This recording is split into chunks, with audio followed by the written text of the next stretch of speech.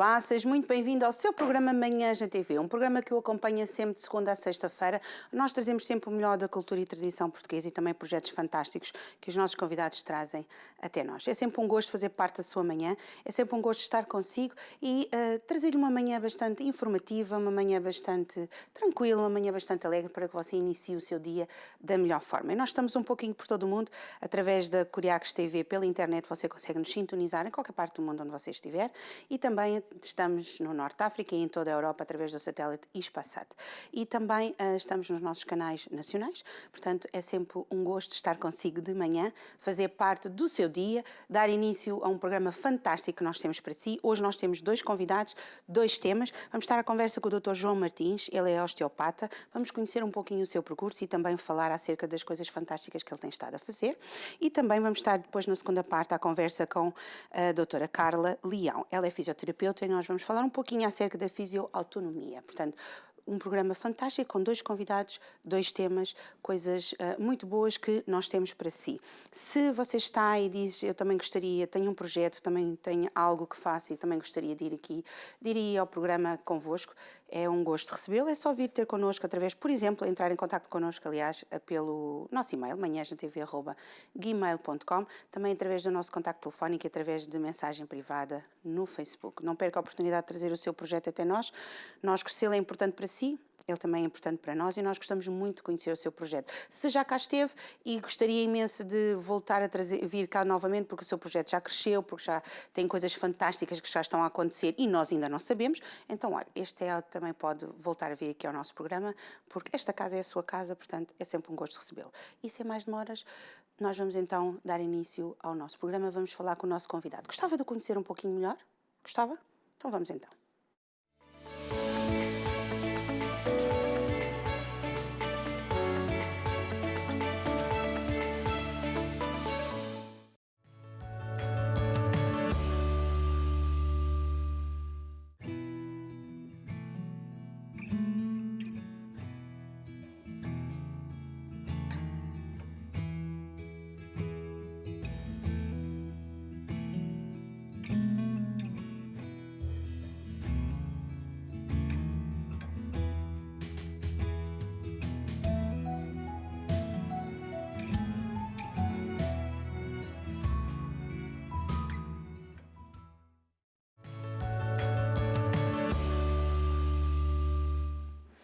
E então, como você viu, este é o Dr. João Martins, que nós vamos dar início à nossa conversa, onde ele nos vai falar acerca de osteopatia, não é?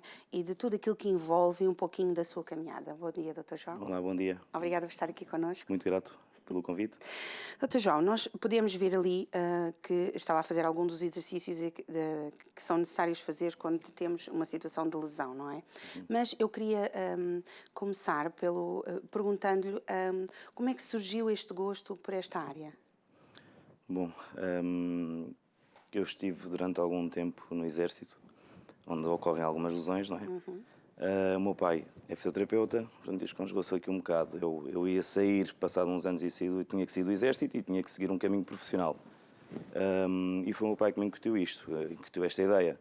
Eu era até para ir para a área da fisioterapia e ele puxou-me um pouco mais. Vai para a área da osteopatia, que é uma área que está a começar, uma área nova, e foi assim. E foi assim que conheci a osteopatia e entrei. E entrou. E gosta desta área? Gosto. É uma coisa que faz com gosto, não é? Claro. E na altura, portanto, isto aqui há uma série de anos atrás, era uma área exatamente que estava a começar, não é? Portanto, acabava por ser uma lacuna que existia, que precisava de ser preenchida, não é? Exatamente. E, entretanto, formou-se, não é? E quando se formou também, quis depois, passado uns anos, ter a sua clínica? Não, por enquanto, na altura não pensava nisso. E de momento agora tenho um gabinete privado, mas trabalho numa clínica porque eu acho que o importante é trabalhar numa equipa multidisciplinar. E na clínica temos ortopedistas, enfermeiros, fisioterapeutas, portanto, trabalhar sozinho não é muito, não é uma coisa que eu gosto de fazer, não é? E na clínica sinto que há ali um trabalho de equipa, na clínica Lambert, neste caso, há ali um trabalho de equipa de excelência. E por isso não penso no futuro abrir um espaço próprio ou uma clínica própria. E para quem não sabe o que é a osteopatia? Bom, a osteopatia é uma ciência dentro da área da terapia manual, portanto, não é nenhuma técnica, não é nenhuma ferramenta, é assim uma ciência, portanto, que doutrina uma série de técnicas manuais, portanto, sejam elas a nível visceral ou mais a nível musculoesquelético, portanto, que intervêm a par das queixas do paciente, portanto, sejam elas musculoesqueléticas, como disse, com um diagnóstico próprio, uma filosofia própria, e que complementa as outras áreas das ciências da saúde existentes em Portugal e em todo o mundo, seja a área da medicina ou da fisioterapia. Então, um complemento e não provavelmente uma alternativa, como se costuma dizer por aí. E quais são as queixas que geralmente as pessoas têm Mais a nível da coluna. da coluna? Da coluna, sim. Diria 95% da coluna lombar. Portanto, derivada de posturas tensionais e outro tipo de sintomas, mas geralmente coluna, 95%. Acha que também o estilo de vida que grande parte das pessoas também têm hoje em dia também contribui também para que as pessoas tenham mais queixas em relação à área da coluna? Cada vez mais. E agora, depois da pandemia, onde as pessoas estiveram em teletrabalho, houve um aumento dessas queixas. Portanto, especialmente as pessoas que se tornaram mais sedentárias, que deixaram de ir ao ginásio, deixaram de fazer exercício físico, houve um aumento dessas queixas, sim, sim. O estilo de vida é muito importante, portanto, na parte da prevenção de dores na coluna vertebral. Portanto, uma vida sedentária é o que não é aconselhável. É o que não é aconselhável. Mas hoje em dia, também com os tipos de trabalhos que existem, né? E aquilo que as pessoas têm que fazer, principalmente quando têm famílias grandes ou têm uma vida muito agitada, por norma nós não pensamos, geralmente nós pensamos que o sedentário é estar o tempo todo sentado e muitas vezes não é. Né? Às vezes hoje estar mais parado, também Exato. é isso. Exato, o corpo precisa de movimento, portanto, o estar 8 horas sentado à frente do computador ou outro tipo de trabalho qualquer, onde esteja, onde está muito tempo parado, não é bom. Portanto, e o trabalho de casa, mas eu mesmo faço a limpeza da casa, não é suficiente, claro, claramente não é suficiente. Mas pronto, parte por aí a pessoa pensar que o corpo, portanto, é uma máquina, portanto, uma máquina biomecânica e que necessita de movimento. Pronto, senão começa a criar rigidez articular e outro tipo de compensações que não são as ideais para o corpo. Estamos a falar sentados, mas de pé, para aquelas pessoas que, por exemplo, passam muitas horas de pé e também muitas vezes na mesma posição, também é tão prejudicial como se estivesse sentado. Não? Exatamente, também. Menos, porque há uma carga menor para a coluna vertebral, neste caso para os discos intersomáticos, não é? Mas também não é bom, claro. O Dr. João diz que ama o que faz, não é? E que ganha o dia quando o paciente que tem queixas há imenso tempo diz que conseguiu ajudar e conseguiu melhorar. Isto para si é como se fosse uma recompensa profissional. É claro, claro. Um paciente que tem uma queixa que não consegue resolver com outro tipo de ajuda, não é? Com outro tipo de terapêutica e dizer-me que conseguiu melhorar portanto, a minha autonomia, portanto, as queixas que tinha e que mantinha, para mim é um ganho, isso sem dúvida, sem dúvida. Portanto, aconselha sempre a ir, não é? A um osteopata sempre que há uma situação dessas em relação à coluna. A osteopatia funciona como saúde primária, portanto somos técnicos de saúde que podem ser consultados logo de início de uma respectiva queixa. Portanto, acho que sim, quando há uma queixa a nível musculoesquelética, sim, acho que a osteopatia... E quanto mais cedo, melhor, não é? Sim, Porque às claro. vezes a tendência é nós. Isto já passa, a gente toma qualquer coisa, passa, amanhã dói, depois dói, e quanto mais cedo se ver o que se está a passar, é mais fácil para também poder fazer, para ter uns resultados melhores. Sim, claro, e para ter um melhor follow-up e um prognóstico melhor. Uma queixa que está mantida há muito tempo não é bom, a nível sensorial, portanto, neurosensorial não é bom. Portanto, mesmo que nós depois consigamos resolver a causa da queixa, o estímulo que houve negativo, portanto, da dor para o sistema nervoso central, pode demorar a que esse sintoma desapareça. Portanto, quanto mais cedo a pessoa resolver o que está a causar a queixa, portanto, junto ao osteopata ou ao outro profissional, melhor. Mas eu falo pela osteopatia, não é? Que será sempre não digo prioridade, mas tem que consultar, claro. Eu estou-me a lembrar, por exemplo, quando nós carregamos imensos pesos, não é?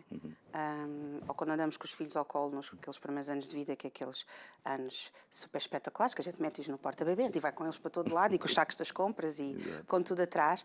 Isso também traz consequências também não muito boas, não é? Pois, também não, sim.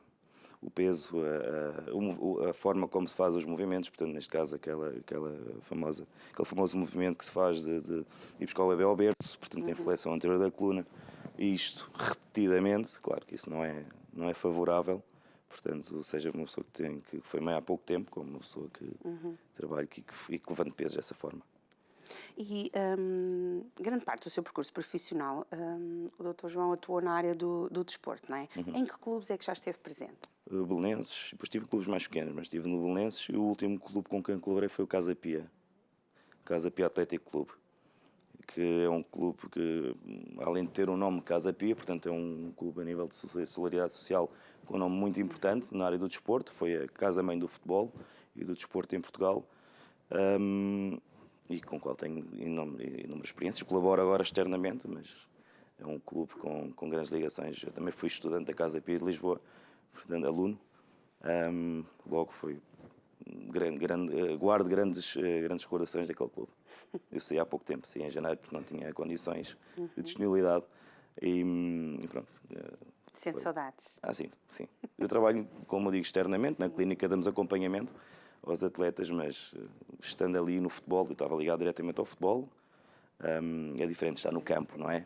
No campo de atuação é totalmente diferente. E nós vamos ver algo que o Dr. João trouxe para nós. Até já.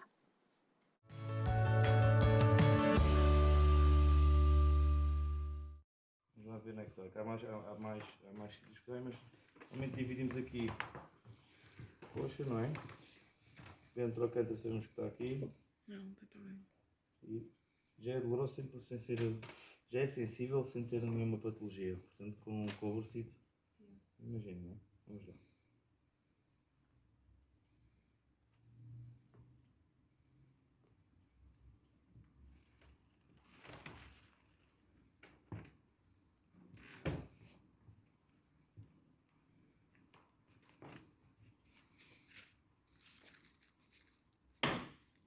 Está a ver nada, está tranquilo, não está?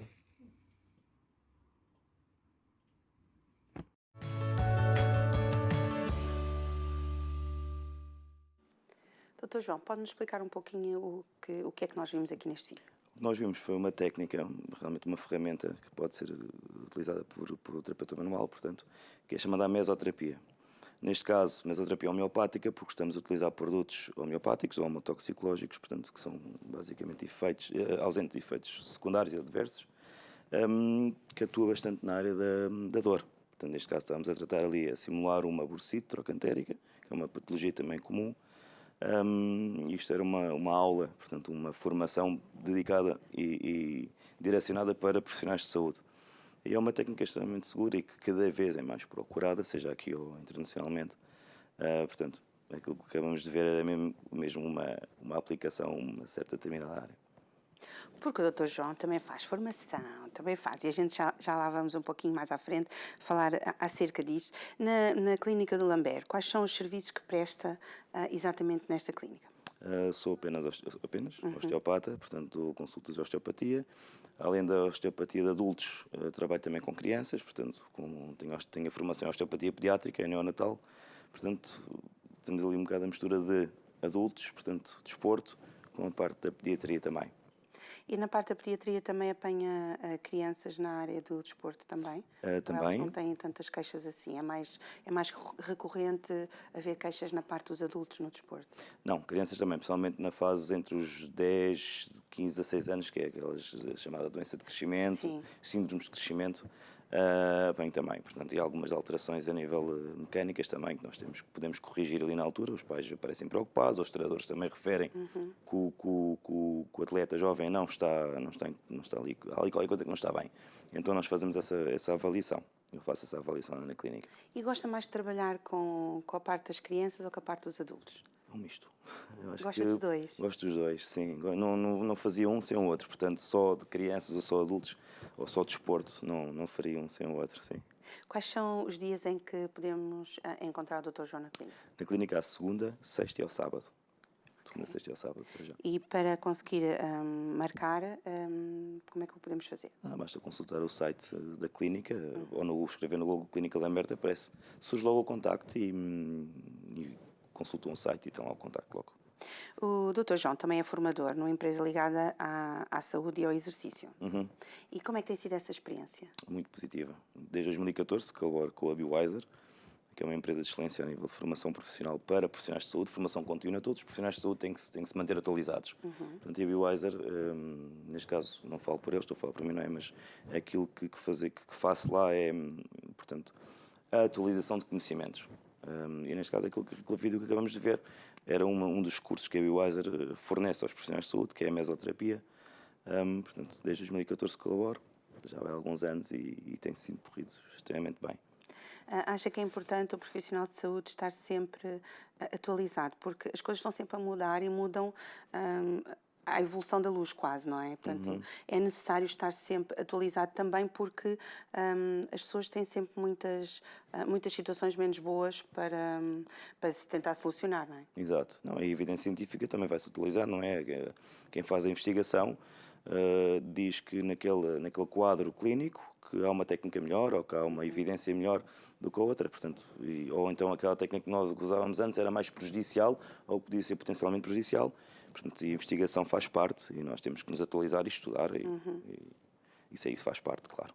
E sente que essa área, mesmo na parte da formação e tudo, está a trazer pontos bastante positivos para os profissionais de saúde, para os ajudar? Claro que sim, principalmente na área da osteopatia, que é uma profissão nova, digo nova em Portugal, portanto, o país mais dentro da Europa, o país que detém a osteopatia há mais tempo é o Reino Unido.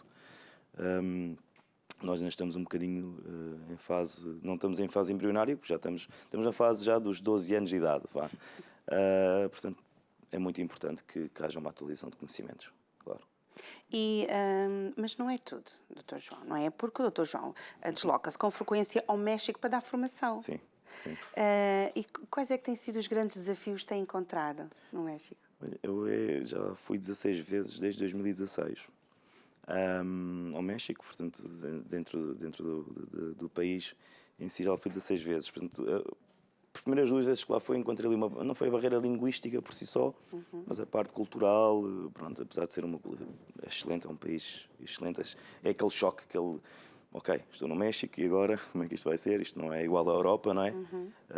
Mas extremamente evoluído e desde os últimos anos para cá que tem sido uma experiência positiva. Eu falo sempre muito bem, adoro ir ao México e levar a palavra, não é? Portanto, o formador português, ir lá espalhar a palavra e mostrar, dar algum tipo de conhecimento. É sempre... E sente que as pessoas o recebem bem, que as Muito. pessoas gostam de o ouvir? Muito bem mesmo.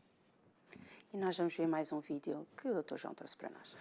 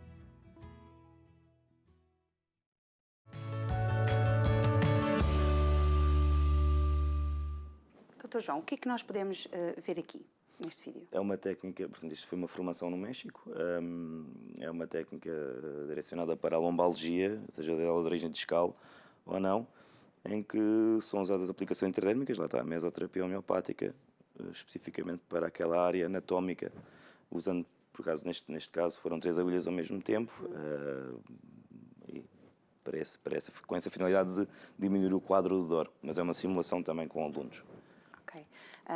Que é exatamente aquilo que estávamos a falar há pouco da formação que costuma ir dar ao México. Desmistificar um pouquinho aqui algumas coisas acerca da osteopatia. Estava a falar há pouco em off por causa dos estalos, não é? Exatamente. As pessoas muitas vezes quando vão ao consultório do osteopata ou quando vão ao gabinete querem ouvir os estalos e que esses estalos significam que há alguma coisa fora do sítio ou algo que entrou foi ao sítio. Isso é um mito que é importante desmistificar. A osteopatia não é estalar ossos, portanto não há coisas fora do sítio, não há ossos fora do sítio, há, mas isso é um problema da ortopedia, portanto estamos a falar de um problema ortopédico, portanto a osteopatia não é só chegar ao gabinete do osteopata e vamos ali instalar um osso ou dois, ou articulação, que é aquilo que as pessoas gostam de ouvir. Isso não é osteopatia. Estamos nos minutos finais com o Dr. João. Diga-me qual é a altura certa para a pessoa saber que tem que se deslocar a um osteopata?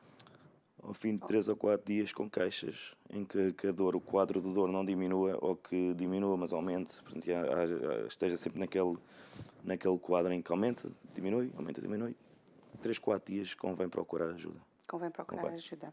E, Dr. João, onde é que podemos encontrar? Estou em Lisboa, portanto, na Clínica Lambert, e eu vou começar a colaborar numa clínica ali na Expo, que é a 5 Clinic, que é a área do exercício e saúde, e tenho um gabinete privado ali no centro de Lisboa, onde resido na Graça, e pronto. E também é muito importante nós conhecermos, e foi muito agradável a conversa que nós tivemos, porque às vezes desmistificar um pouquinho estas coisas é muito importante para nós percebermos também e saber quando é que nós devemos recorrer, porque às vezes queremos deixar porque vai passar e tratamos com um medicamento assim preventivo para ver se passa e aquilo desaparece, mas para evitar danos maiores convém nós sempre recorrermos a um osteopata. É importante, sim, é importante para não se intoxicar de medicação. Há pessoas que tomam medicação durante um mês para combater aquelas queixas e a medicação não faz efeito, mas mesmo assim continuam a tomar. Portanto, nesses âmbitos, nesses casos, eu recomendo sempre que procurem realmente a ajuda do osteopata ou de outro qualquer profissional, mas falando de osteopatia, recomendo, claro, que procurem para ver a razão das queixas, não é? Dr. João, muito obrigada por ter estado aqui connosco. Obrigado, eu. Muito obrigado. Obrigada. E o que acha de nós vermos assim, qualquer coisa tipo... Sabe fazer um bacalhau à Brás? Não sabe? O chefe Júlio vai nos ensinar. Quer ouvir e ver? Vamos lá, então.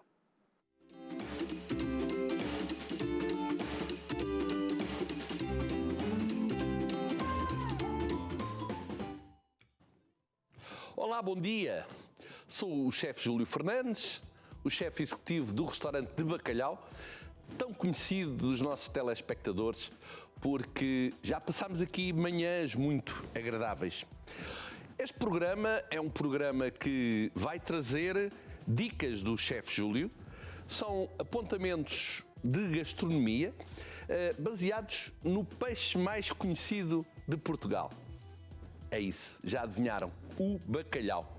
Este é um programa de informação para não deixar os nossos telespectadores em águas de bacalhau. Apesar dos bacalhaus não existirem nos mares de Portugal, a verdade é que são os portugueses os maiores consumidores do fiel amigo. Mas de onde veio o bacalhau? Já pensaram nisso? O bacalhau é maioritariamente um peixe que vive nas águas do Atlântico Norte, na Noruega e na Islândia. Mas o Gades morua, tomem nota, Gades morua, é esse nome que têm que ver naquelas caixinhas, naqueles pacotes que estão no supermercado. Se não tiver Gades morua, atenção, não é bacalhau. É um pichelim, uma outra coisa que parece bacalhau, mas não é bacalhau. Já vos esquecia de vos dizer, O Gadsmorua vive, de facto, na Islândia, na Noruega, mas também na Rússia, no Canadá, nas Ilhas Faroé. Nas Ilhas Faroé. Parece um pequeno aglomerado de ilhas que tem um bacalhau fantástico. Porquê? Porque tem águas profundas e o nosso bacalhau gosta de águas profundas. Também se pesca na Groenlândia. Aí não se chama Gadsmorua, chama-se Gadus Ogak. Antes de irmos à receita que vos trago hoje, e nós vamos passar alguns programas juntos com receitas de bacalhau. Mas não só, este programa também traz informação.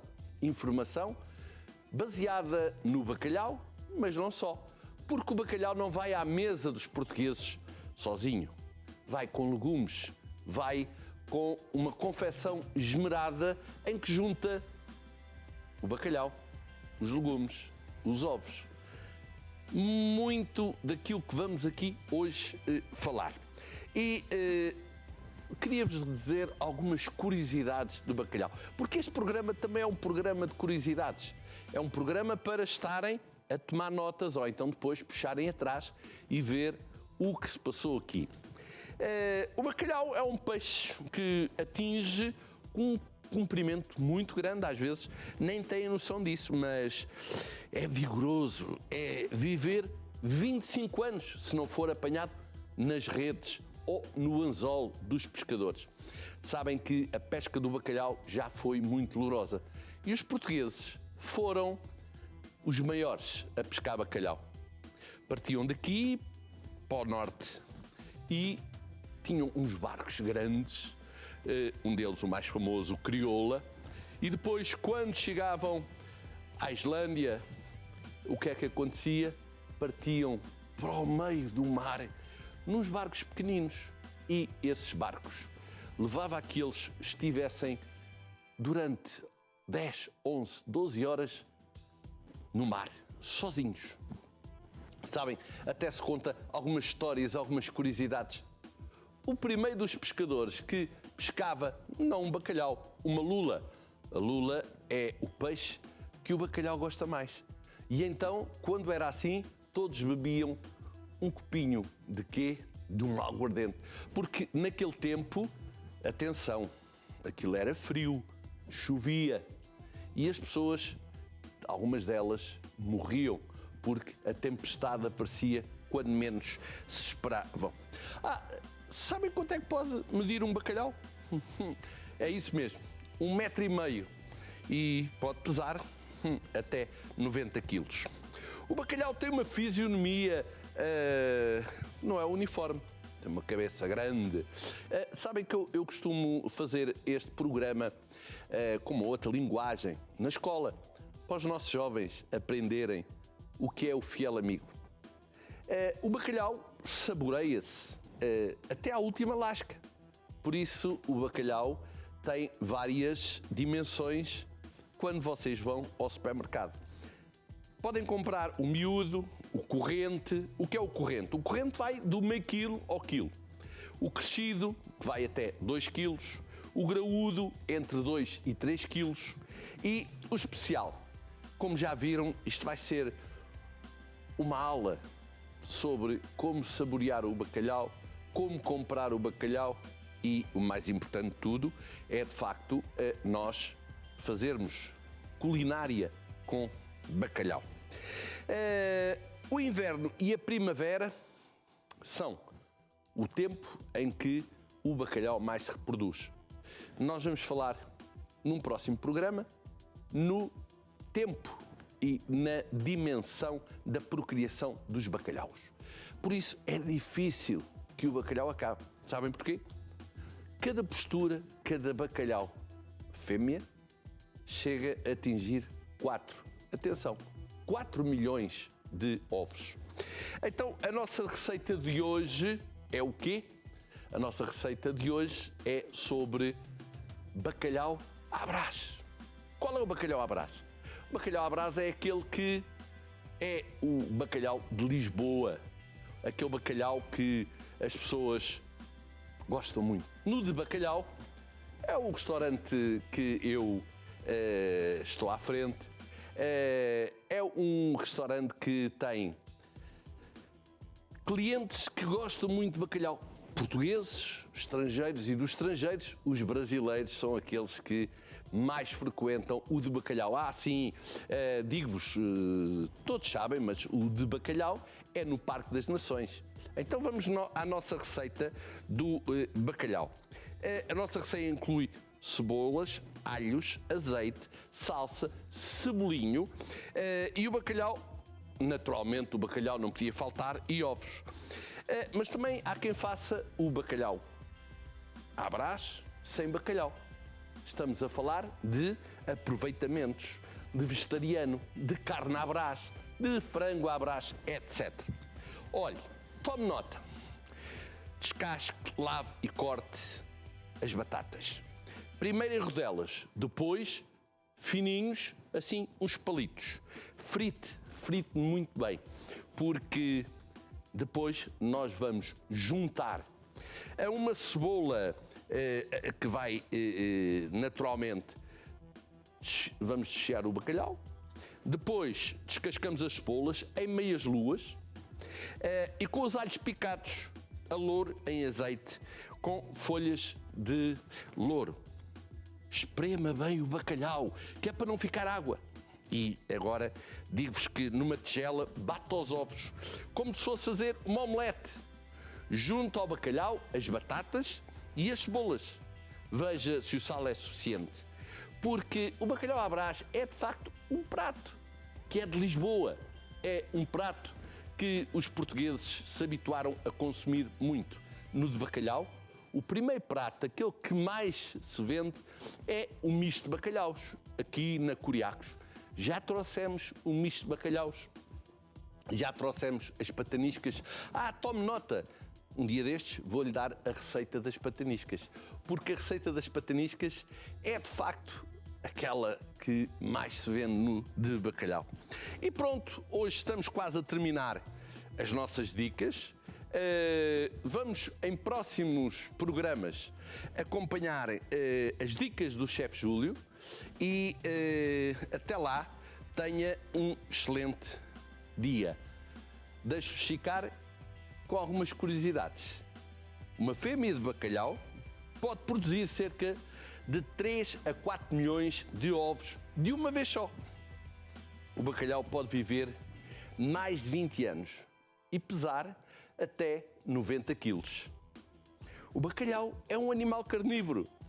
Eu vou-lhe falar nisso num próximo programa. Até lá, despeço-me com muita amizade.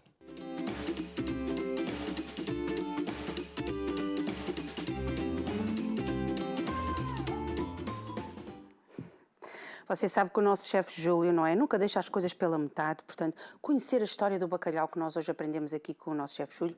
Um beijinho, chefe Júlio, para si, de toda a equipa aqui do Manhãs, para si. É sempre um gosto conhecer a história e creio que para si que nos está a acompanhar neste programa de hoje também ficou a conhecer algumas curiosidades sobre o bacalhau que não sabia, pois não. Pois é, mas vamos aprender muito mais, porque ele tem muito mais coisas para nos ensinar. O nosso querido chefe Júlio. E agora nós vamos então passar à conversa com a doutora Carla Leão. Ela é fisioterapeuta. Bom dia, doutora Carla. Bom dia, bom dia. Obrigada por estar aqui connosco. Muito obrigada pelo convite. Doutora Carla, é fisioterapeuta. Sim. E desde 1992, não é? Sim. Como é que surgiu este gosto pela fisioterapia? Eu penso que eu sempre quis alguma coisa na área da saúde. Pelo menos a ideia que eu tenho de mim é esta. E, entretanto, em casa dos meus pais iam lá alguns profissionais de saúde, que eram amigos da casa, e eu lembro-me de um dia, um deles, que é médico, virar-se para mim e dizer-me exatamente: eu acho que tu tinhas perfil para ser fisioterapeuta. E eu não sabia o que era a fisioterapia de todo. E fui perceber o que era a fisioterapia. Entretanto, tive uma colega minha de liceu, de um ano anterior ao meu, que veio para Alcoitão, para a Escola Superior de Saúde de Alcoitão, tirar terapia da fala. E eu fui-lhe perguntando e ela foi-me dizendo, e olha, à distância de Santa Combadão, que é de lá que eu sou, à distância de Santa Combadão, eu comecei a pensar e olha, encantei-me, entrei em 1988 em Alcoitão e olha, e é a minha vida há muitos anos já. E gosta do que faz? Gosto muito, gosto muito. Acho que me traz, acho que me realiza e acho que me traz, efetivamente, muitas coisas boas. Para quem... Felizmente mais boas do que más. Exato, isso é ótimo. Para quem não sabe muito bem, porque nós muitas vezes ouvimos os nomes, não é? É o fisioterapeuta, é a fisioterapia, e muitas vezes nós não temos muito bem essa noção. O que é a fisioterapia e o que é que faz um fisioterapeuta? E o que faz o fisioterapeuta é uma coisa, é tão amplo que é difícil de conseguir resumir. Basicamente o que se passa é um bocadinho aqui como o convidado anterior dizia, o nosso corpo, o nosso corpo é movimento. E quando falamos em movimento, não é só movimento que nós vemos, não é só o levantar e baixar braços, enfim, mexer os membros, aquilo que é o movimento que nós vemos. É movimento também dos órgãos, é movimento, todos nós somos todos movimento. E esse movimento todo contribui para uma coisa, que é para a funcionalidade e para a autonomia. E esse é o nosso grande objetivo. E para isso tem que se trabalhar todos os sistemas, tem que se trabalhar todas as áreas do nosso corpo.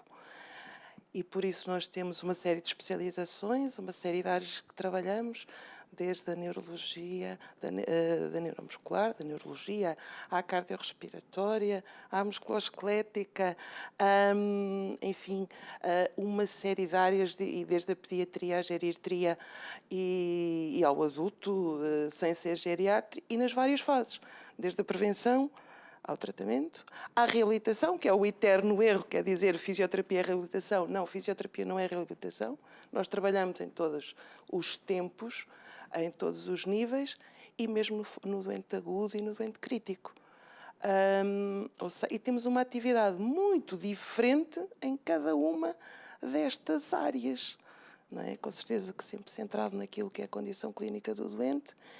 E o nosso objetivo sempre é a qualidade. O último é a qualidade de vida, a funcionalidade e a autonomia do doente. E para isso nós vamos trabalhando os sistemas necessários para conseguir atingir esse fim.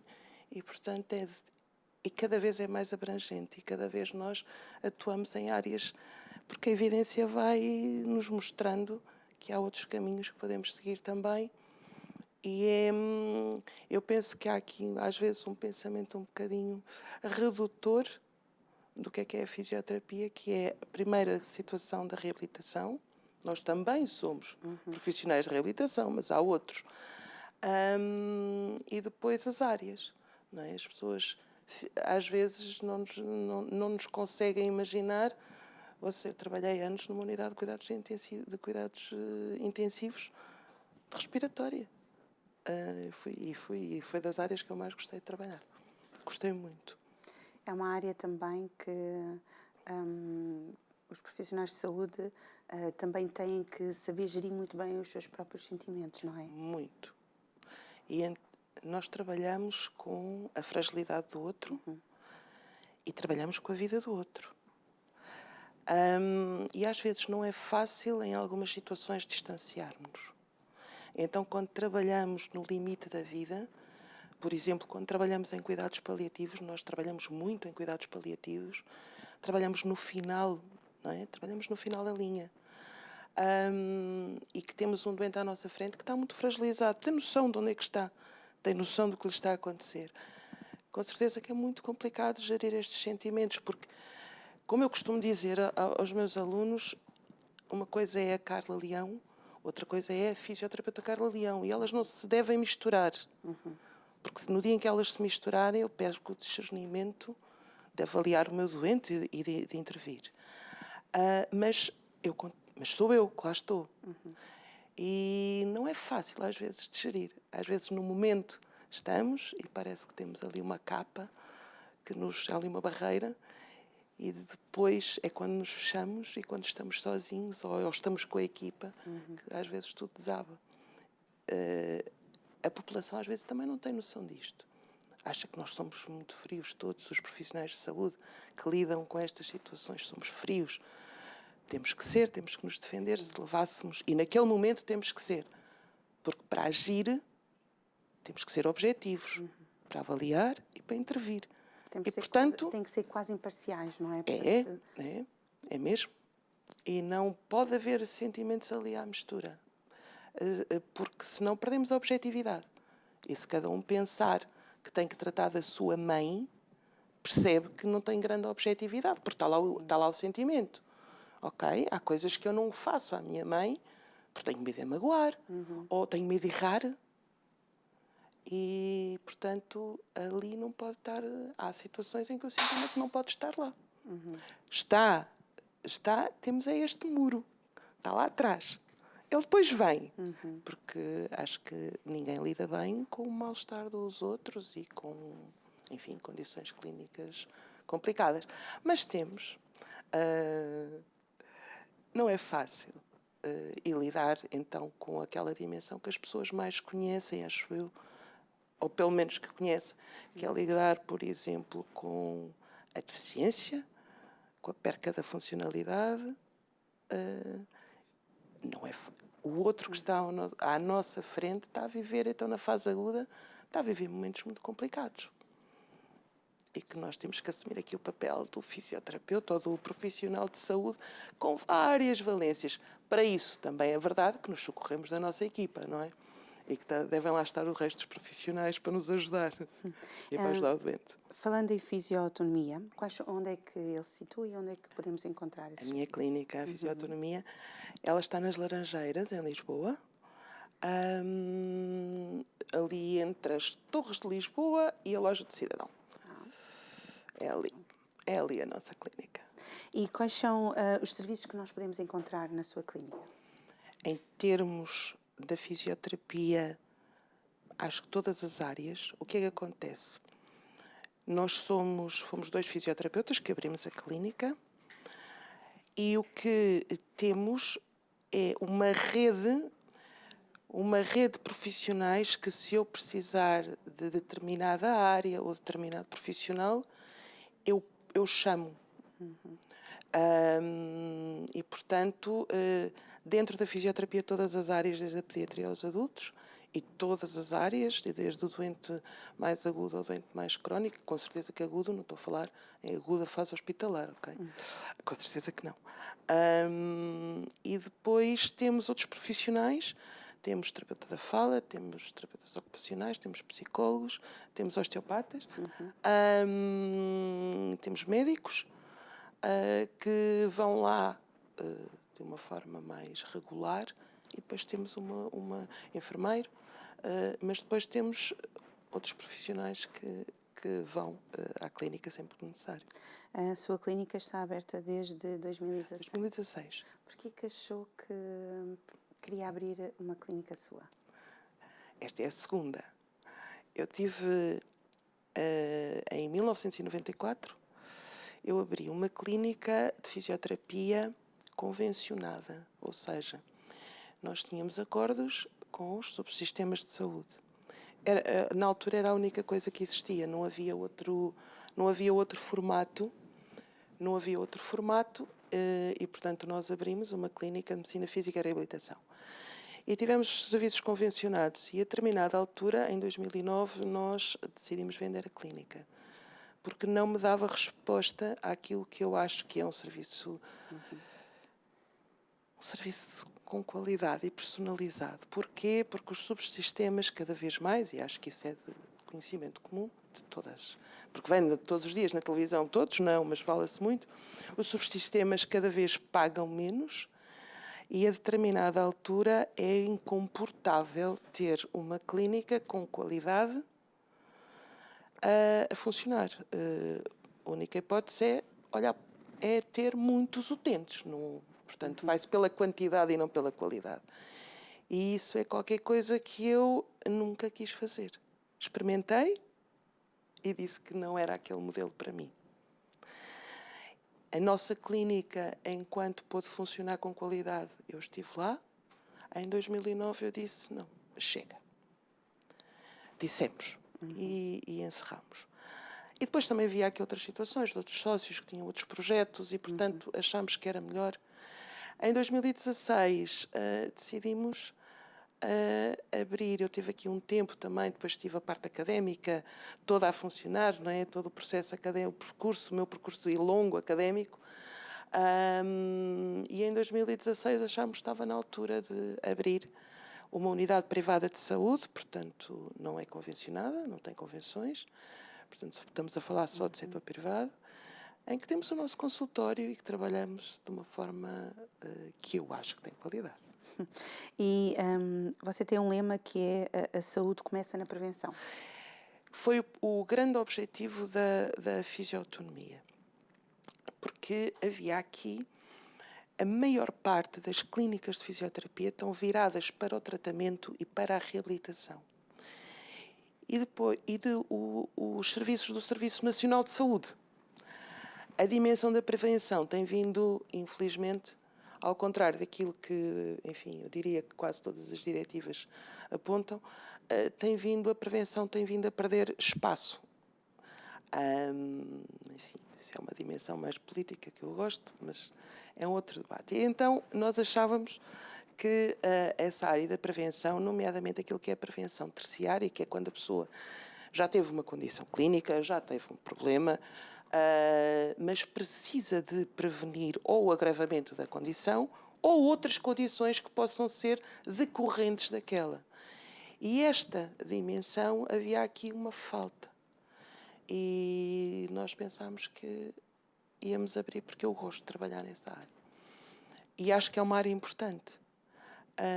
E abrimos exatamente por causa disso e exatamente para conseguir autonomia.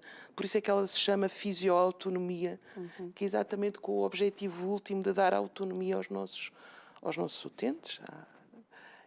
E é por aí o lema surgiu assim. A doutora Carla também dá formação. Eu dou formação, eu sou professora do ensino superior, dou aulas no ensino superior, é essa formação que está a falar. Sim. Ok, sou desde 2008. E é fácil conciliar ser professora e estar na sua clínica? É fácil porque eu faço a minha agenda. A minha agenda não é a agenda na instituição de ensino superior, a minha agenda na clínica. Eu faço a minha agenda na clínica e, portanto, é fácil. E, por outro lado, acho que é uma mais-valia. Porque eu dou aulas exatamente, neste momento dou aulas exatamente à licenciatura em fisioterapia e eu acho que aquilo que a prática diariamente me dá é uma mais-valia para quando eu estou a dar aulas, porque é muito mais fácil se eu fizer a ponte entre a teoria e a prática, até para os alunos perceberem de que é que estamos a falar. Eu acho que é muito mais fácil. E é mais fácil para mim também, porque vivo diariamente aquilo que eu depois estou a passar, mesmo quando estou a falar em disciplinas mais teóricas. Por exemplo, eu dou uma parte da anatomia, completamente teórica e descritiva, mas sempre que eu posso, eu faço aqui um bocadinho a ponte para os captar e para eles ficarem e irem percebendo esta relação, porque é que eu estou a dar aqueles sistemas que dou. E gosta de ser professora? Gosto muito. Descobri que gosto muito de ser professora e não me consigo imaginar neste momento a deixar de o ser. Descobri em 2008, depois do meu mestrado, quando fui convidada para ficar a dar aulas na universidade onde eu tirei o mestrado. Descobri que gostava muito e quando fui dar aulas à licenciatura em fisioterapia, que era, já que estou a dar aulas, era o meu objetivo. Então eu gostava e percebi que é muito bom. Aprende-se imenso. Ensina-se, mas aprende-se muito todos os dias. É um desafio. É um desafio muito grande. Sente que é uma área que cada vez mais pessoas aderem à fisioterapia para aprenderem? Para aprenderem? Sim. Eu penso que sim. Eu tenho ideia de que cada vez nós temos mais alunos e não é só a universidade onde eu dou aulas na Universidade Atlântica, não é só a minha, eu acho que a nível geral cada vez temos mais alunos ou candidatos, as vagas não são ilimitadas, portanto a agência A3ES limita-nos as vagas, de acordo com os rácios, nomeadamente doutorados, mas eu acho que cada vez há mais candidatos, acho que sim. É bom. Sente que a fisioterapia também tem evoluído, também tem conseguido corresponder à necessidade da população? Em termos de conhecimento, em termos de ciência, de investigação e de evidência, sim. Em termos de tomada de decisão política, não. Pois. É o eterno problema. É o eterno problema. Os serviços existem, a qualidade da formação em Portugal é muito boa e por isso, nós neste momento estamos a ser inundados por alunos, por exemplo, de França que vêm para Portugal fazer a licenciatura. Sim. Acho que a nossa formação é muito boa. Temos ótimos profissionais com capacidades fantásticas, não são aproveitadas depois em termos nomeadamente do Serviço Nacional de Saúde. Não são, de todo. Quando é que acha que uma pessoa deve recorrer a um fisioterapeuta? Qualquer que seja a condição clínica, se existir indicação para a fisioterapia, deve ser o mais cedo possível. Ok? Perceber que se se o meu problema é para a fisioterapia ou se é para outro profissional de saúde, com certeza que aí é mais difícil para a população em geral determinar isto, com certeza. Agora, pode sempre recorrer, porque será avaliado pelo fisioterapeuta e com certeza que o fisioterapeuta, se perceber que não é para ele, vai encaminhar para o profissional que deve ser o profissional daquela área que a melhor resposta dará. Eu diria que qualquer condição clínica recorra a um profissional de saúde e o fisioterapeuta também podem, às vezes é o fisioterapeuta que está mais próximo.